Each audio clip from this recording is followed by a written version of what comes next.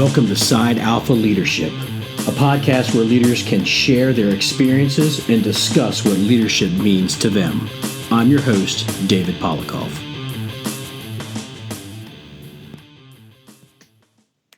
Hello and welcome to this month's Side Alpha Leadership Podcast. I'm your host, David Polikoff.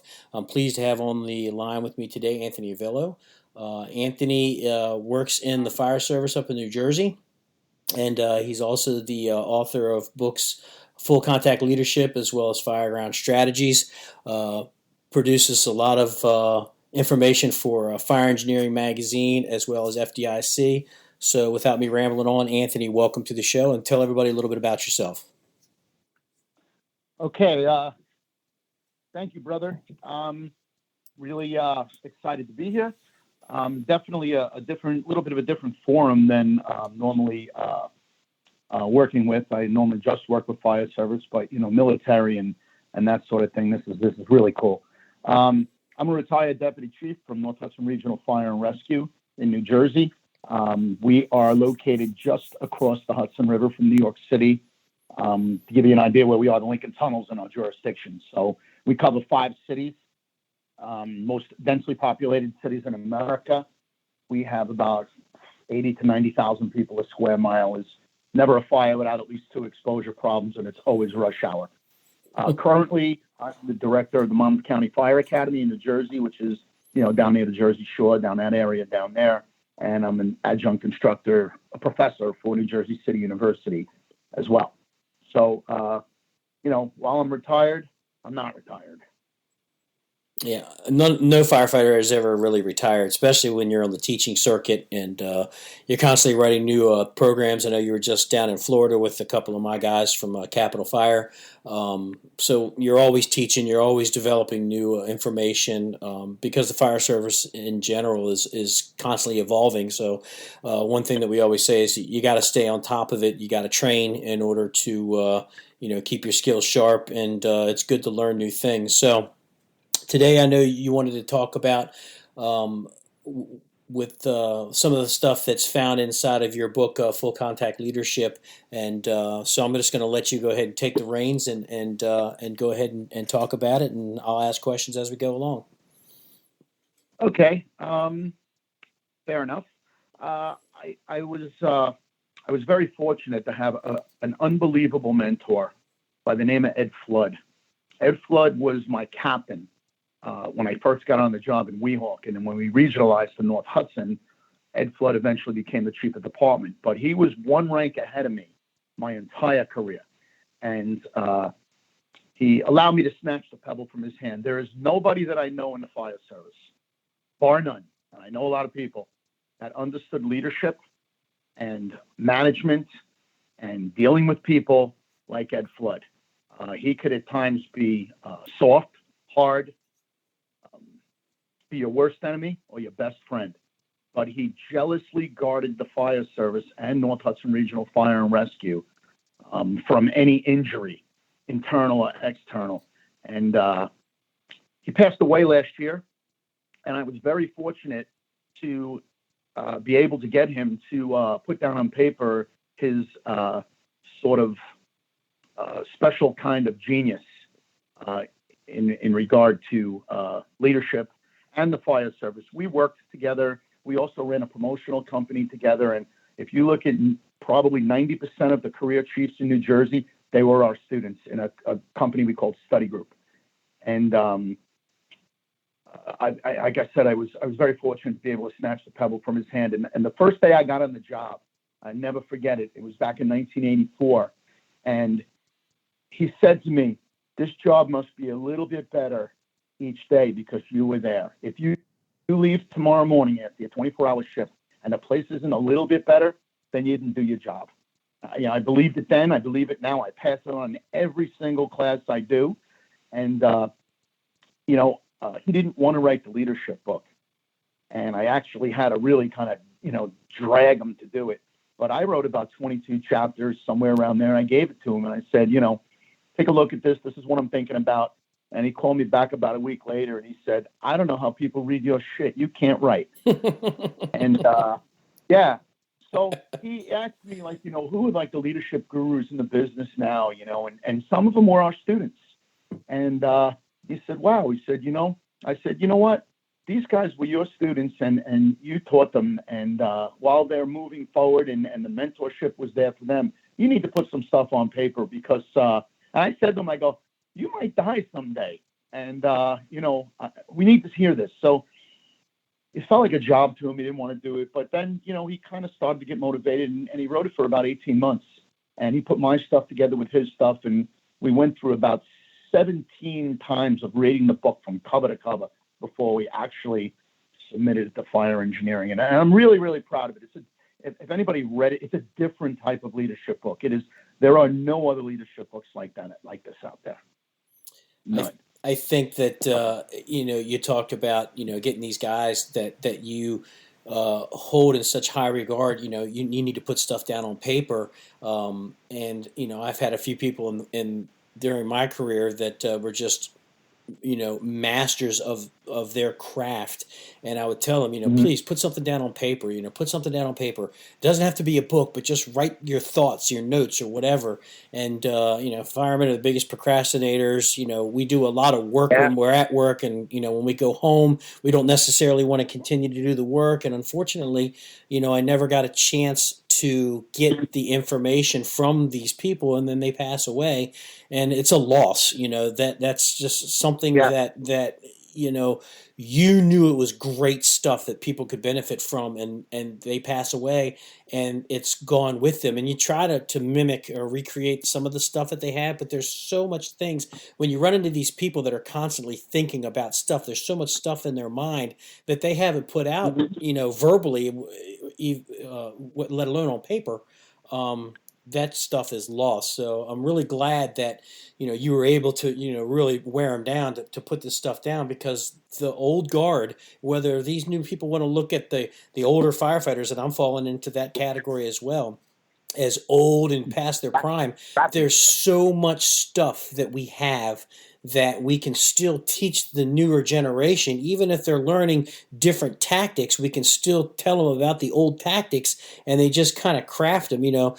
Before I get deep into this real quick, one of the things I want to bring up, we talk about this transitional attack, and we've talked about it before, where you knock the fire down from the outside real quick and you go in. Everybody thinks that that's a new strategy. We've been doing that for decades, and I told people, I said, we just rebranded it into something different, and we're doing it again, and people look at it like it's new, but it's not. So I'm glad that you got him to put that stuff down on paper.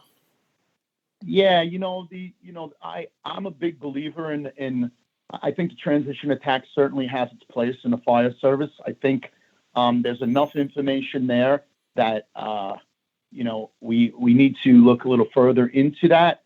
Yes, but I agree, that's not new stuff. That's stuff that's a little older. But what I actually call it, and I don't know if I made this up, there's stuff that, like, I always think like I heard it from somebody else, and then people will tell me, no, that's from you. You said that. So there was a thing, I call it the exterior strategic opportunity. And you need to recognize that when it's time to use the transitional attack, and the first arriving company officer has to recognize that, because he's there first on a career department. He's going to be there before the chief. You could make, and again, if you empower your company officers to be able to make those decisions, and you stand by them and you tweak them when they're made, and maybe they're not 100% right, they're not going to be afraid to make those decisions. But I do also agree that hit it hard from the yard is not the end all and be all, and we always should be doing that. We were an interior aggressive fire department in North Hudson, but I can pick out times, and I can look at pictures of fires that I commanded that we might have benefited from that exterior strategic opportunity.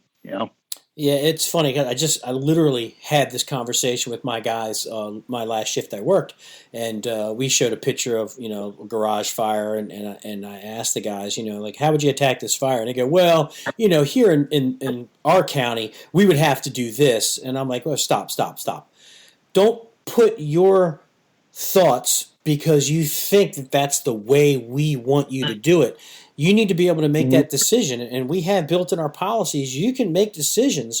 You can change your decisions as long as that they are deliberate, defendable, and that they're communicated. And that's in our policies that, you can make these decisions, but they have to meet these criteria. So if you turn around and say, yeah, I wouldn't hit it from the outside, I go right on inside because of, X, Y, and Z. That's fine. That's a Mhm. good decision. And you're right. This hit it hard from the yard. These terms that people put up there, they it's like nails on a chalkboard to me.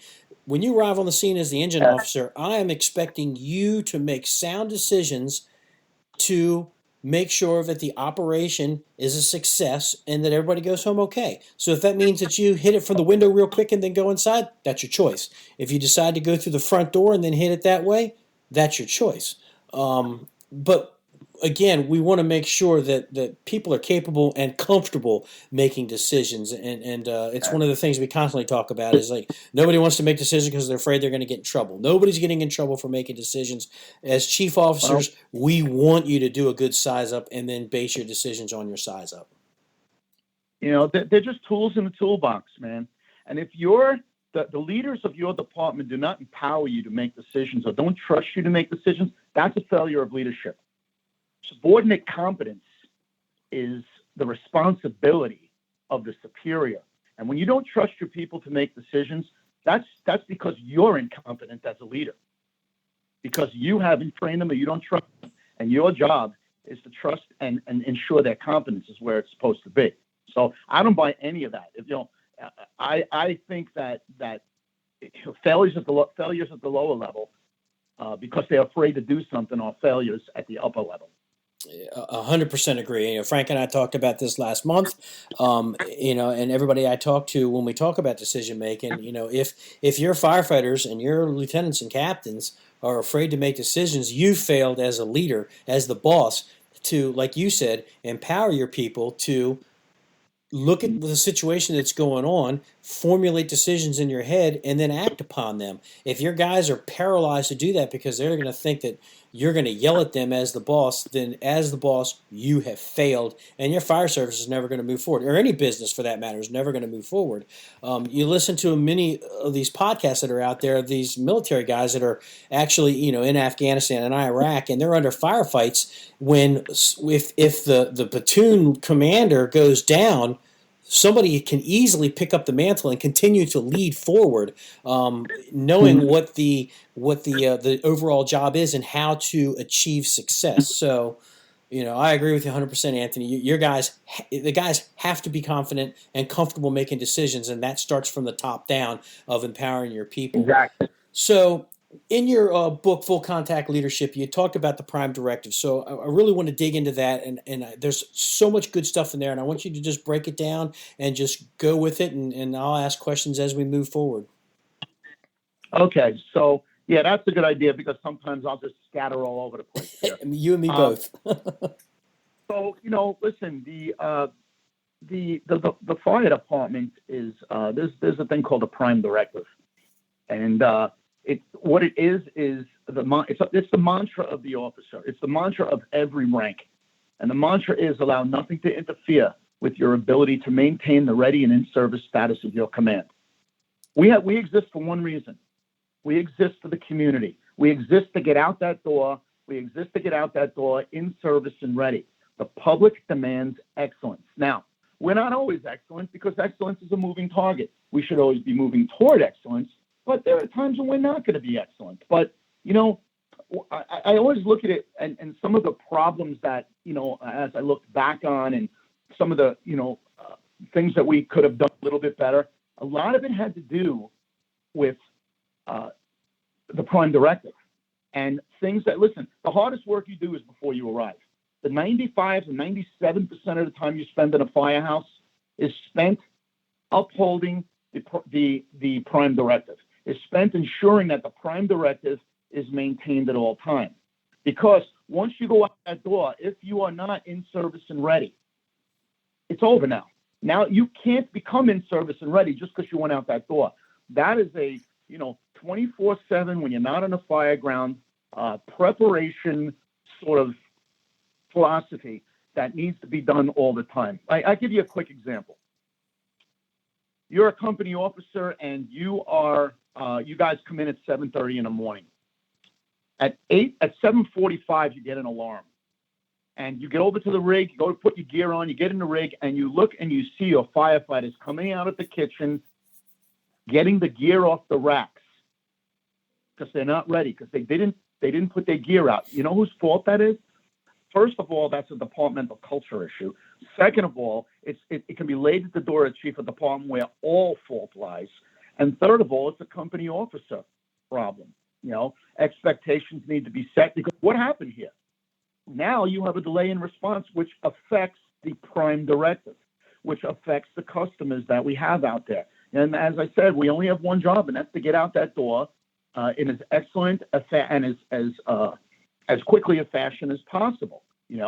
So you need to set those expectations, and that's just one little example. And the problem is the company offices need to set those expectations, but they need to be set also at the upper levels, and start with the chief of department. You show me a department with great company offices, I'll show you a department that is a strong department and has a future. But eventually, just like a person will look like their dog, or the dog will look like the person, the department will always look like the chief at some point. The division will look like the division commander. The battalion looks like the battalion commander, and a company looks like the captain. So there's three sort of ways that can be looked at. You're either a rock, a bowl of jello, or a ghost. If your company officers are rocks, but the chief of department is a bowl of jello, or worse, a ghost, the guys at the bottom are going to be frustrated. You would hope that there's enough solid leadership there at that lower level leadership, basically, to carry them through, because eventually the jello or the ghost will leave. But if you have a chief that's a rock, it's very difficult for company officers and lower level chief officers to be anything but rocks. Because if they're weak-kneed leaders, if they're casual leaders, if they're absentee leaders, that will never sit with a chief of department that's a rock. The whole game is to create rocks throughout the organization. Doesn't always work that way. And people at the lower levels working under a rock are usually sort of found out and either weeded out or strengthened. But if the people below are rocks and the people above them are not, that creates a frustrated, often an insecure fire department, a fire department with no contact leadership, except instead of full contact leadership. So, these sort of bad leadership styles, weak-kneed and casual and absentee, can only exist in a department where the chief of department is weak-kneed, casual, or absentee. It's funny you mentioned about the gear on the apparatus. Our shifts start at 7 in the morning, and one of the things that I would tell the rookies before they leave the academy is, like, if you're showing up for work at 7 in the morning, you're late. I tell them you need to be there at a minimum an hour before shift starts. That allows you to get your gear out of your gear rack, put it on the apparatus, check your SCBA, check your attack lines, check to make sure your ladders are there, check to make sure that your gear is complete. You got your gloves, your Nomex, as things happen. If you're not doing that until 7 in the morning, and like you said, that call comes in at 7:05, and you're not ready, like you said, you're letting the public down. One of the things as a battalion chief that just irks me to no end is when a battalion chief comes in and they have their gear in their bag and they just put it in the back of the car. They don't open their bag up. They don't lay their gear out. They don't put their face piece on their SCBA.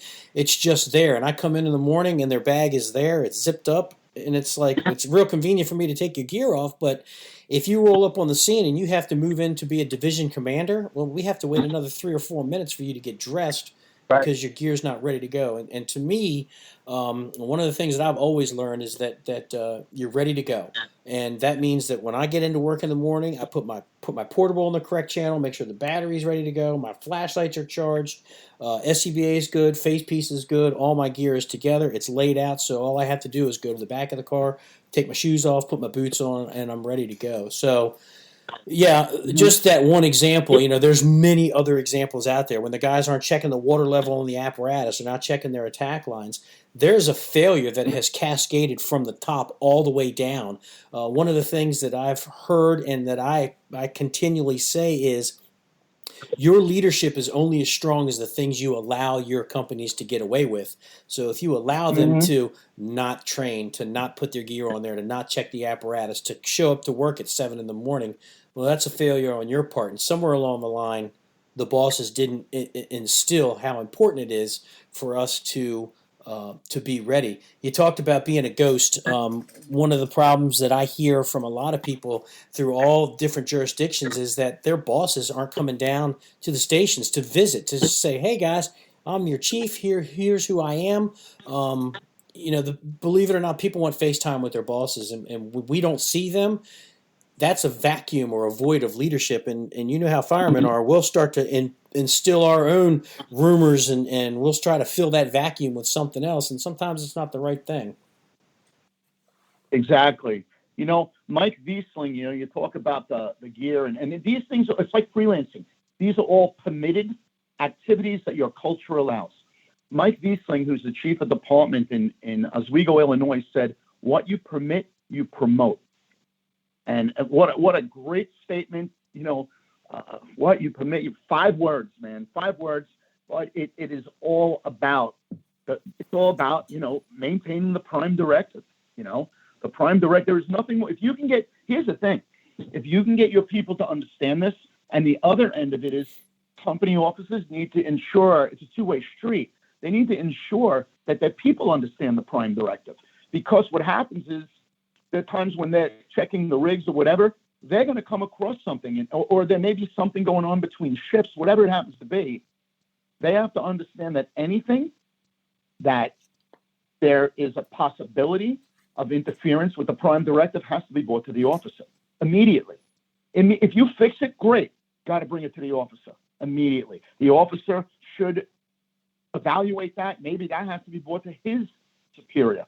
But the idea is that when a company officer is the only one spouting on the Prime Directive or thinking about the Prime Directive, and the people below you are not thinking about it, there's going to be a disconnect there, and something is going to go wrong at the worst time.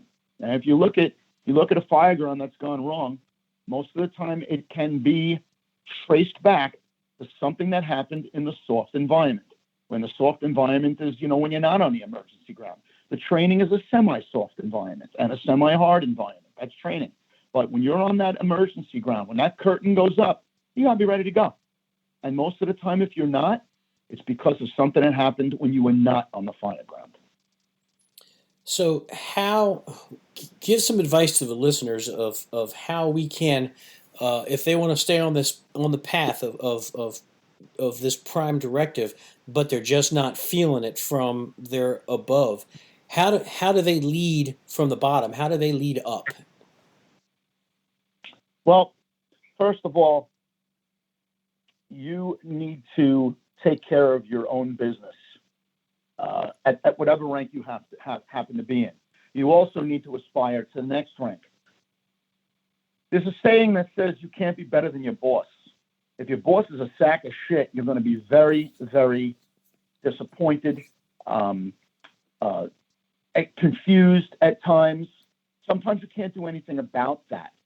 All you can do is take care of your little piece of the world, and hopefully the retirement systems and maybe death absorb those people and get them the hell out of the way, because there are people that know what the department should be doing and they're not. But again, it's, I've seen people and they are very, very strong leaders. But on the way up, they often get frustrated by people that are not that strong. People that, are insecure as leaders because they're afraid of people that are up and coming, they're afraid of people that they would say, stealing their thunder. So what happens is these people are so wrapped up in self-preservation that they can't move the department forward, and the department stagnates. And the whole department becomes insecure, or except for the rocks, of course.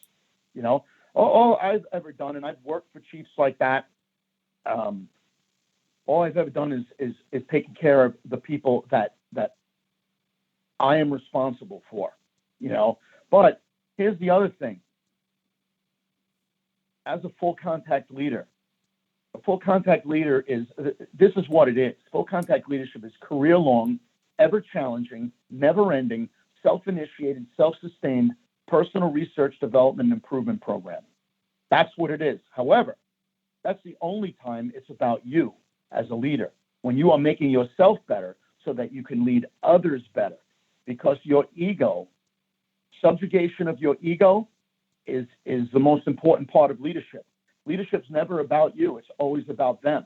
And the only way you can make it about them is if you practice this, self-initiated, self-sustained research, ever-challenging development program. And, one of the other things we talk about, full contact leadership, it's a commitment to drawing out the very best in others and allowing that very best to be expressed as excellence. That's what you're doing. That's what your job is. If you can do that, you will keep your Prime Directive on track. The people around you will be excellent. And it's hard for anybody in your sort of sphere of influence not to be pulled up rather than dragged down. And those are just true, raw statements there. We all have worked with people, and some people are working with people right now that their bosses have a hard time putting their ego in check. And you and I talked about this briefly offline. Was when your boss, Anthony Castros and I talked about that with the succession planning and everything, is that, one of his thing was you need to train the people below you to take your job. That's a good thing. And you and I talked about that. So let's talk about that a little bit, is how, as a battalion chief or a captain or lieutenant, what should we be doing to our firefighters? How do we make them feel comfortable, making decisions, taking them out of their comfort zone? What can we do to build our guys up and to show them that, I'm putting my ego aside and I want you to take my job? I know part of it is, giving credit when there's, when credit is due. When your guys come up with good stuff, act upon it and then give them the credit. One of the things that I talked about with Frank Ritchie is that when things go wrong, it's your fault. But when things go right, give all the credit to your guys. So what can we do as leaders in the organization to start building our people up? Well, I think you have to engage them. I think when you are not Fireground, your leadership style of choice should be participative, so that they are engaged and they are involved in everything that goes on in making that company better. They have, one of the things you want to look at is you also should be very open to any suggestions brought by your personnel. One of the things that we say in the book is not every idea that comes to you is going to be important, but every person that brings the idea is important, and you have to treat them that way.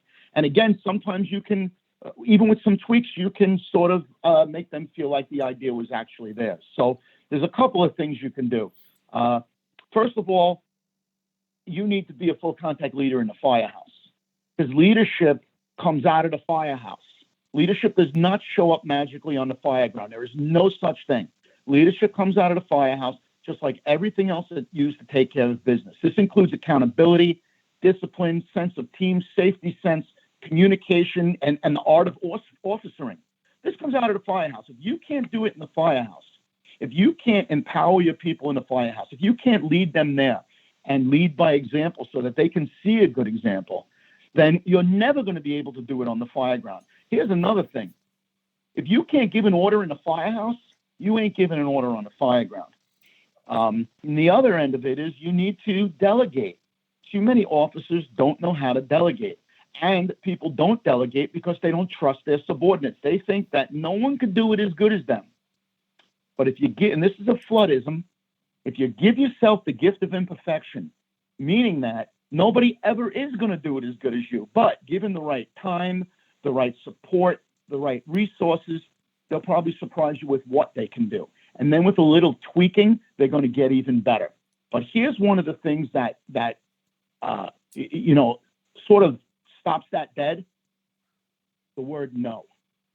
Officers that they only have one answer, the stock answer is no, they kill motivation, they kill growth.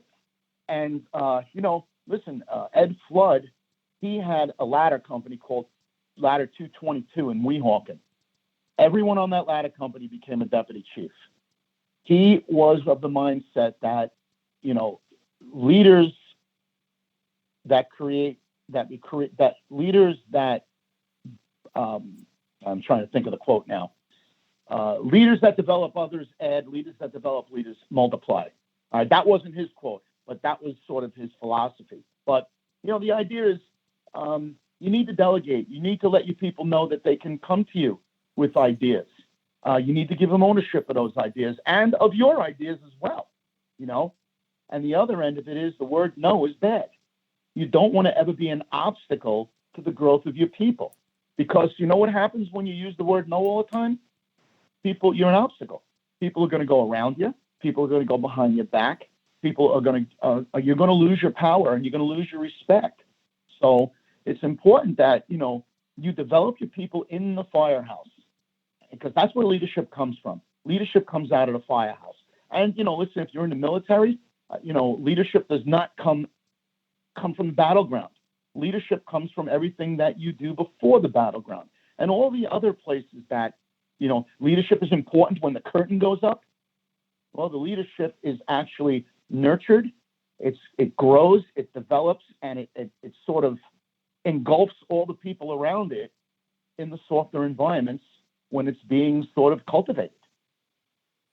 You talked about delegation, and one of the things that I try to instill in my people, and one of the things I'm really hitting hard this year, is that I want my captains and lieutenants to delegate training to their junior firefighters and even their senior firefighters. I don't want the captains to be leading the training as much anymore. I want them to say, hey, look, next month I want to talk about search and rescue or pulling sealants or whatever. I need you to deliver that drill, so I need you to give me at least 20 PowerPoint slides, and then we're going to go out to the academy and then we're going to do it. But this drill's all yours, and if you need anything, let me know. But to me, delegating that is doing a couple things. It's letting your people know that you trust them to do a good job. It gives you credibility as a leader because they're seeing that you trust them.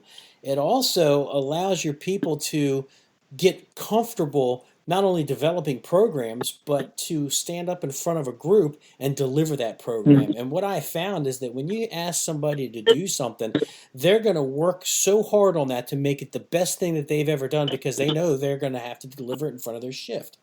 So delegation is huge. As a chief officer, if I try to do everything on my own, then something's not going to get done. So if I'm taking care of all the admin stuff, then I'm lacking in the training area, or making sure that my guys are being trained, or being the face out there so they can see me. So you have to be able to trust your people enough that you can give them projects to do, so you can take some stuff off your plate. One of the things that you talked about when you're delegating, because the officers may feel that, well, I don't let other people do the stuff because they can't do it as good as me. That's an ego thing. But the opposite end of that is, I think that some officers don't want to delegate the things out because people might do it better. And in their mind, they're going to see that as a threat. And that shouldn't be a threat. That should be a reflection on you as an officer of how you have handled your people and allowed them to grow, and they're doing things better than you. That's fantastic. You're setting them up for the next level, and they're going to have that knowledge to move beyond that. And the last thing I'm going to talk about, when you said the word no, which I found kind of funny, it is an obstacle. And one of the things that I told my kids is that, if I ever tell you no, I'll always give you a reason why. So that way it's just not me saying no. And let me tell you something, my kids can't remember to clean their room or take the trash out, but they certainly remember when I say no and I don't give them a reason why. They regurgitate, hey, on this day at this time, this season and this year, you said that if you ever say no, you were going to give me a reason. So what's the reason? So I think that if you do, as a leader in the department, you have to say no. You should back it up with why. And if you make a decision, changing a policy or the way you're doing something, it's great to put it out there, but there should also be the why we're doing that. That way that doesn't leave up for any interpretation or questions. Yeah, I agree. Listen, sometimes you got to say no. That's part of of being a leader. You have to say no. But there are leaders out there that will say no just because they're lazy, or they have fear, that somebody's going to do something better than them. All the reasons you said. So yeah, if no, my point was, if no is your stock answer for everything, your people they're not going to grow. They're not going to grow, and they're not going to want to work for you. Yeah, and what you said is 100% true. If you continually say no, eventually they're going to be like, you know what? I think this is a great idea. I'm going to take it to somebody else. I'm going to take it to the battalion chief, or I'm going to take it to the division chief or the ops chief, and I'll go around you, and they might think that that's a great idea. Next thing you know, they're bypassing you, and now you're going to be upset about that. But you got nobody to blame at the end of the day but yourself. Mm-hmm. Like you said, you are an Mm-hmm. obstacle for your people to grow your shift, grow your battalion, and so forth. Mm-hmm. And that's a very frustrating place to be, especially when you have officers that, or firefighters that, for lack of a better term, are pebbles or small rocks that are trying to, solidify and turn themselves into great rocks that eventually will run that department. And that has to do with jealousy. And yes, you're right, ego. Ego, there is no place for ego in leadership. Zero place for ego in leadership. Yeah, and I think that we run into a lot of that. It's okay to be a little cocky, and I like to separate the cockiness from the ego. I mean, it's okay to be confident in doing your job, and, Confident. and people want you to be confident and Mm-hmm. competent doing your job, but don't be an ass about it. To the point where you're so cocky that people look at you, as an ass, and they're waiting for you to fall so they can point. But Sure. that being confident and competent in your job, I think, goes a long way. And I think once you've mastered those two things, I think everything else kind of falls in line, where you're not going to have a problem delegating. You're not going to have a problem with your people moving forward, and for them to eventually take your job, which is obviously what we want. There's nothing that makes me more proud to watch my firefighters getting promoted to lieutenant, and my lieutenants to captains, and captains making battalion chiefs, because I can look back and say, yeah, they were my guys, and I would like to think that I had a little bit of help in pushing them to be better. That I set a decent example. So to me, there is a sense of pride there, that my people are moving forward, and that it's some of it is because of what I try to instill in them. And I like to be sort of hands off. I like to, I give my expectations and then allow my officers to run with it and see what they come up with and how they push their shifts forward and move forward. So, I mean, how would you, when we talk about moving up in the ranks, and like you had said, you had put together a side company where you were talking about helping people get promoted, and it's that time of season. We're coming into the spring where we're looking at promotional exams. So what kind of things can you push out to the people that are listening about how to better yourself and set yourself up for that next level, be it lieutenant captain or battalion chief? Well, I think the most important thing is to learn the job. There are weak leaders out there that are a byproduct of a system that allows weak leaders who are very good at testing to get promoted. But weak leaders don't get strong with promotion. They bring their weakness to the next level, which hurts the department. So. Listen, a test is always a great thing for a fire department. The test always sharpens everyone. I remember going to an alarm one time, and it was during a test sort of period. The test was coming up, and you knew people were studying, and we had something in like a taxpayer or something, and it was a kind of a light smoke condition. It probably had something to do with the HVAC motor, from what I'm remembering, but. It was great to see the guys saying, okay, look, check the ballast. We're going to check the ballast. And if it's not the ballast, we're going to do this. And I could hear what they were saying was coming right out of one of the books on the list, and I'm saying this is good. These guys are moving themselves forward, and promotion is a very, very good thing for a fire department. But the department has to have the responsibility to take people that have been promoted and embrace them and move them forward along the lines that the department wants them to move along. Too many departments don't have any officer leadership programs, and that leaves guys, especially when they're dealing with personnel issues, sort of in the middle of nowhere. But I think the first uh, thing to do when you're dealing with the promotion is learn the job. Learn the job. Go and find the job specifications that the state or whoever the testing authority says is what you're responsible for. Learn that. Then listen. I would read the books, 20 times. I would have so much information, on the books.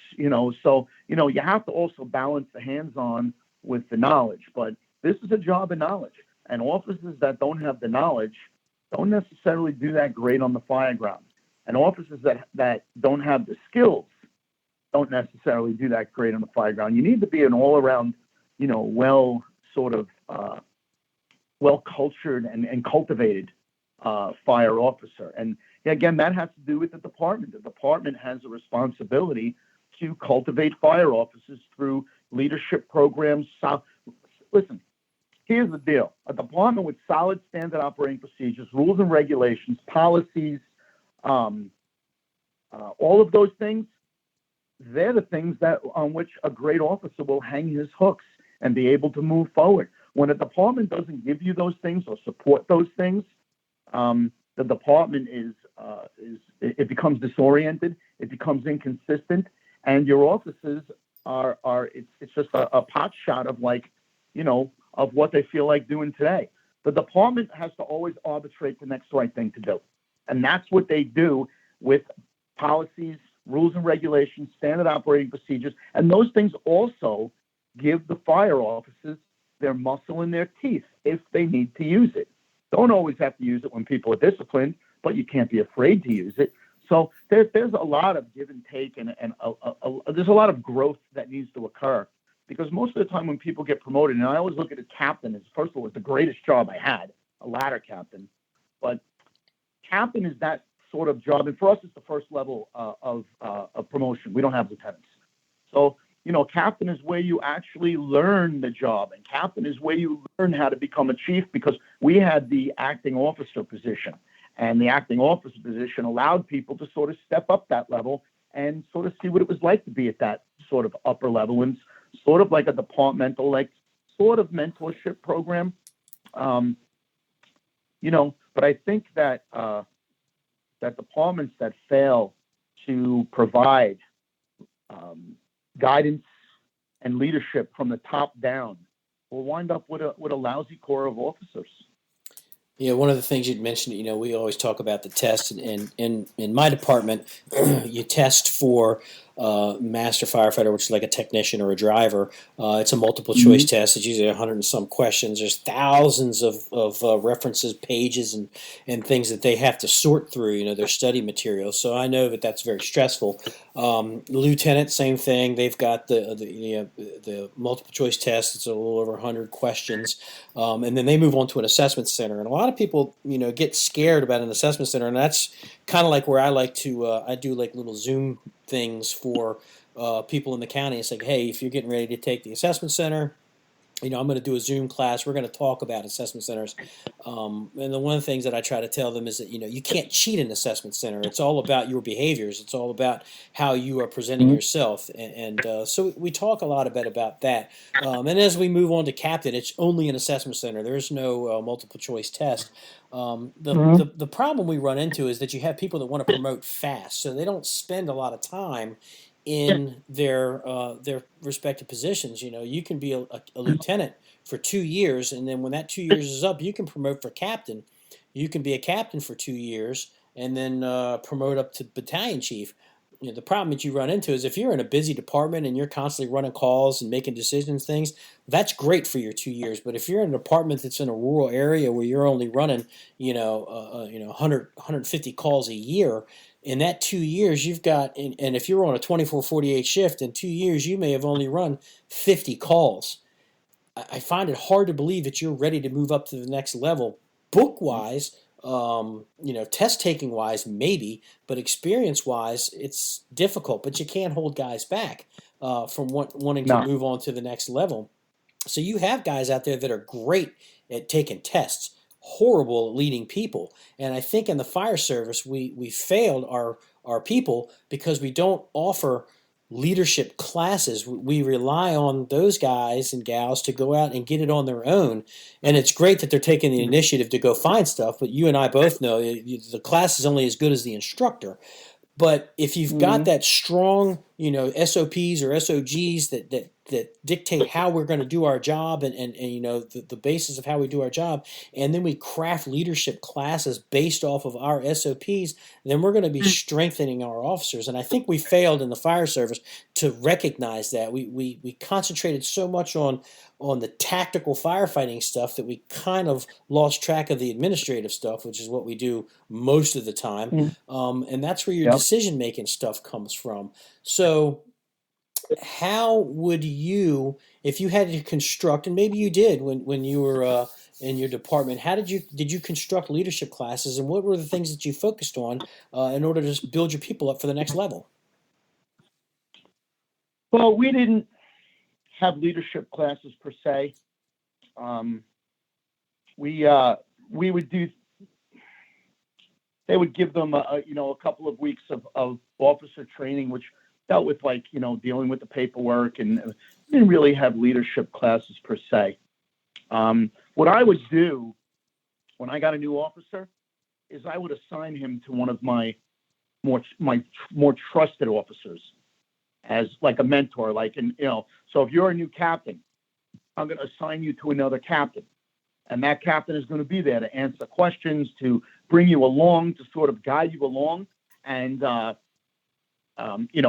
same with a battalion chief. I got a new battalion chief. I'm going to do the same thing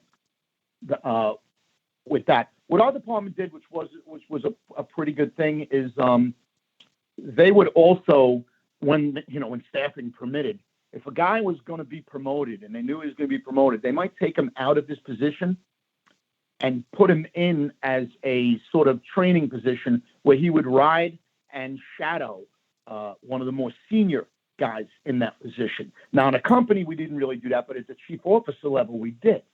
So a guy getting promoted to deputy and he knew he was getting promoted, he might come and ride with me for a month or something and sort of get his feet wet a little bit. Same with a guy being promoted to battalion. I thought that was a good thing. I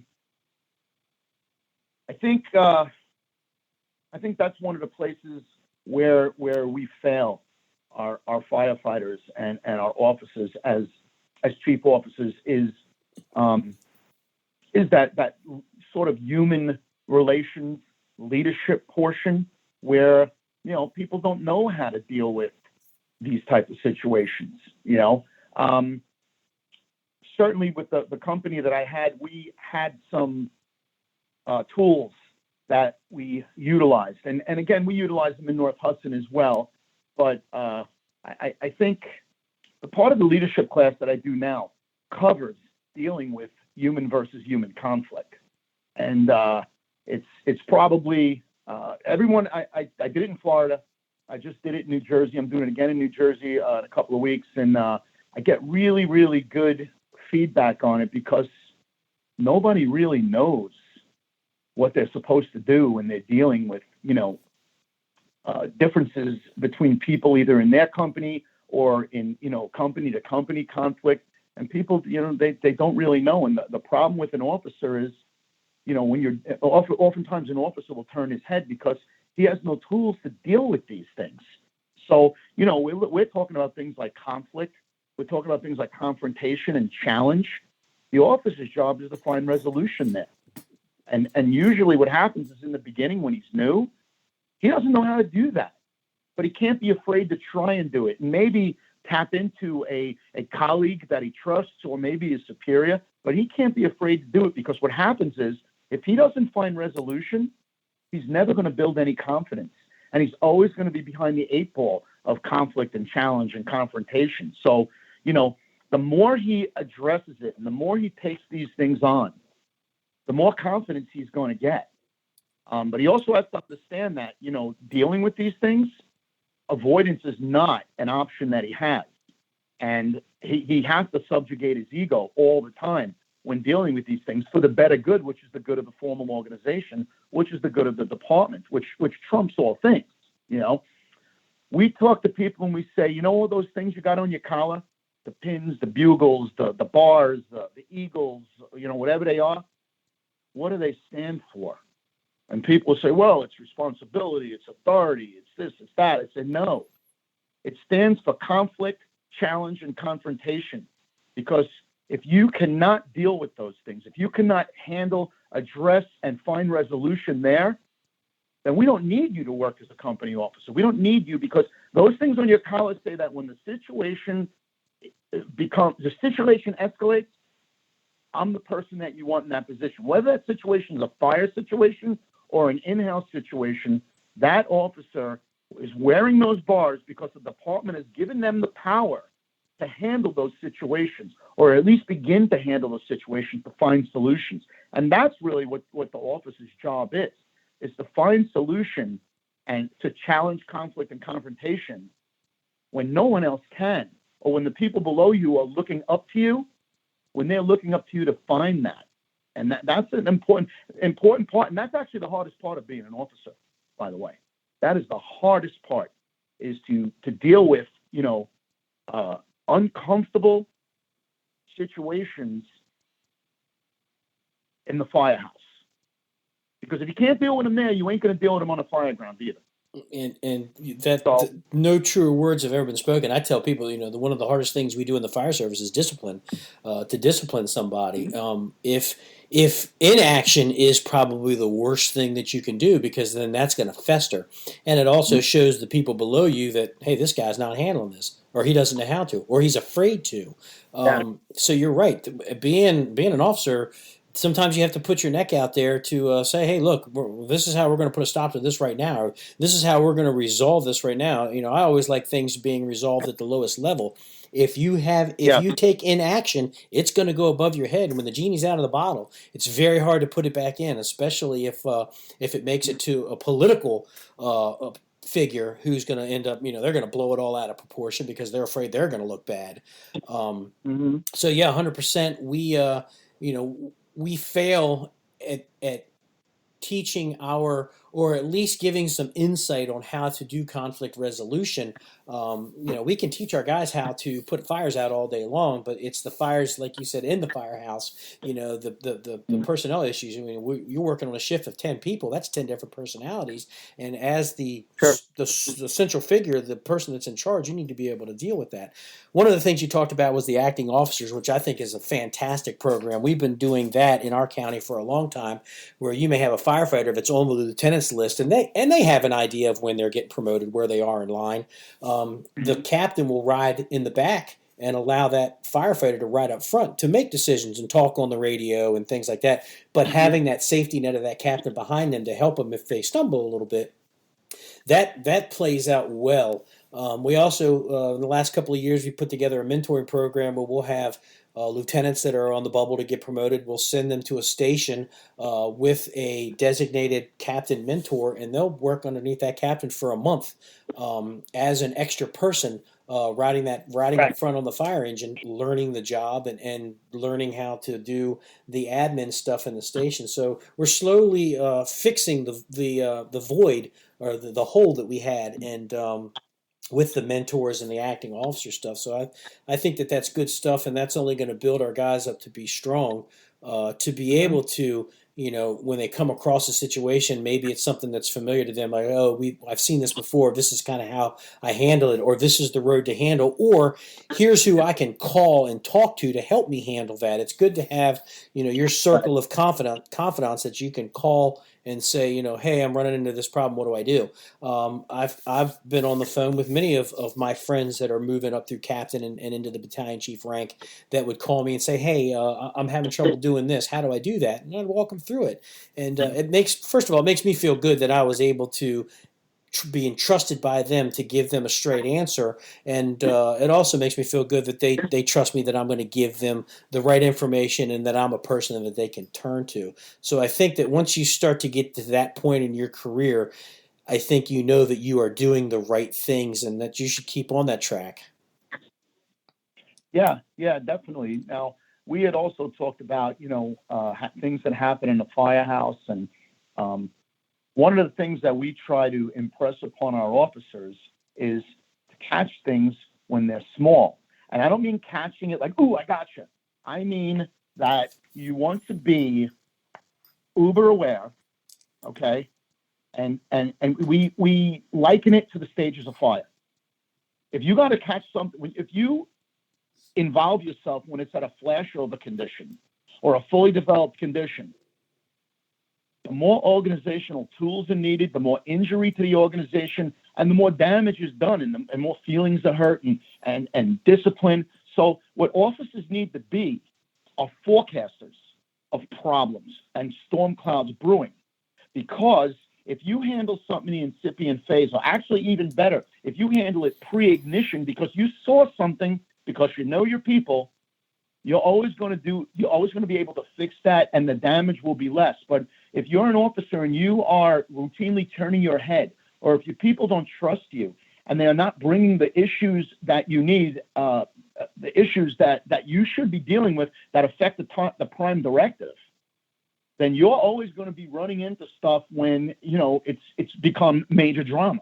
It's in the growth phase, or it's in the flashover phase, or fully developed. And that's the last place you want to be, because we can put a fire out with our foot in the incipient phase.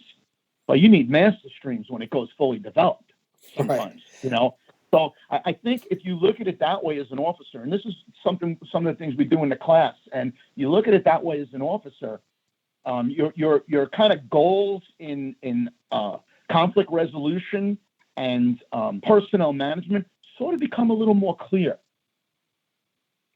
I think one of the things that I talk about, and I love when I do it, is having these kitchen table talks, and I encourage my captains, to sit down with your people once a month, or if you think that something's brewing, sooner, and sit down and have an open, candid conversation with your guys, and go around the table and let them know that I want you to be open with me in a respectful way. I don't want you to call me an asshole in front of everybody, but in a respectful way. Let's talk about the state of the shift, like the State of the Union address, or we're going to talk about the state of the shift. What problems do we see on the horizons? What's brewing? What's bothering you guys? Hey, or if you start to notice something like morale seems to be slipping, hey guys, why is morale slipping? What's going on? You catch that stuff at the kitchen table, and you figure out a way to resolve it right then and there. It doesn't grow any further. If you are the kind of officer that your people trust, that they can come to you with a problem or an issue or something they noticed, you're going to be able to get that feedback a lot faster before it starts to grow, where you may not have seen it, but maybe your technician saw that a firefighter on the shift is just not acting himself. He seems a little mopey. He's keeping to himself. He's quiet when he's normally not. And that allows you to pull the guy in the office and talk to him. You've caught that problem before it's snowballed into something that's totally out of your hands. So I love the kitchen table talks. I love it when my captains do it. I like going around once a month and just, talking to the guys. A lot of times when I do my rounds, every shift I go to try to hit every station and just say, hey, what's going on? Try to take a pulse of what's going on. And it allows me to see if there's any underlying issues and kind of dig into it a little bit. Well, you know what? That's a sign of a healthy department. A healthy department will provide mechanisms where people are, don't agree with something, if they're a little bit off balance or something, that there is a place that they can go. And that starts with the chief of department, works its way all the way down as a battalion chief. That's a great thing to do. And the captain should be doing the same thing. And it also has to do with their trust in you. For instance, you find something that's like, maybe with a company officer that, it's a little bit sort of out of character for this guy. Well, how do you deal with that? You have to somehow breach that. And it's almost like, when we talk about conflict resolution, in the class that I do, we talk about tactics. So, because it's easy to understand. Your job is to search for the resolution, right? But in order to do that, you need to force entry and figure out what's going on. Now, forcing entry doesn't mean kick the door in. Forcing entry means it's a function of the trust that person has in you. So you could do anything from try before you pry to kicking the door in. So there are people that may not trust you, and because their situation could be affecting the Prime Directive, and they don't trust you, you don't get along, you got to kick the door in. But you don't want to do that. You want to have a trust, and you want to be able to try before you pry, or just turn a key in a lock. So Like subordinate trust in you as their superior is very, very sort of interrelated to how quickly and how much they'll let you in to the issues that they have, which could then, which if they don't let you in, they could then develop into much greater problems. And again, we go into the growth phase and the flashover and all that sort of thing, you know? So when you have that trust and mutual respect between your departments, which in itself is a mechanism, you know, every department should have a mechanism whereby if you don't agree with something, you should be able to address that, you know? Departments need to self-regulate, and that's part of that, you know? But I also think that, you know, especially when someone is wobbling a little bit and working a little counter to the mission of the department, you should be able to, because of their trust in you, you should be able to involve yourself, and instead of doing interrogation and forced compliance, it should be more like inquire and resolve, right? I'm going to inquire what's happening, and we're going to resolve this together, rather than what the frig is going on and because I said so, you know? So when you have that trust, and, you know, not all offices have that talent, you know, but again, sometimes you have departments that don't foster that talent and bring that sort of talent along. It's, you know, they would rather bludgeon someone than bring them along and help them, because there's nothing more important than your personnel.